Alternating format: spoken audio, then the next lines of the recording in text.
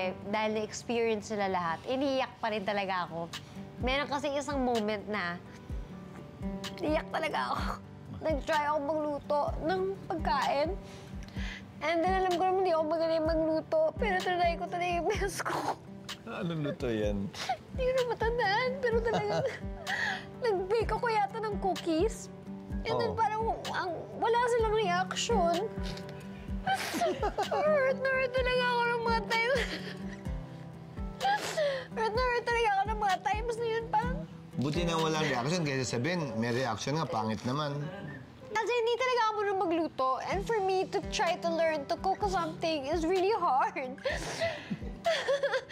And then nagluto talaga ako. Parang dough pa siya. Tapos kailangan ganun. Tigas-tigas. So, anyway, wala silang reaction. Tapos hindi nila titikman yung cookies ko. So, hurt na hurt talaga ako ng mga times. So, sabi ko talaga, hindi talaga nila ako mahal. Ayaw din namin magsinungaling sa'yo.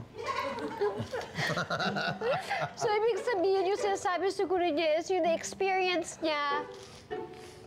Hindi porket hindi ko pa na-experience, dapat mag-cheer. Pretend na lang. So, it was those things na ulit-ulit.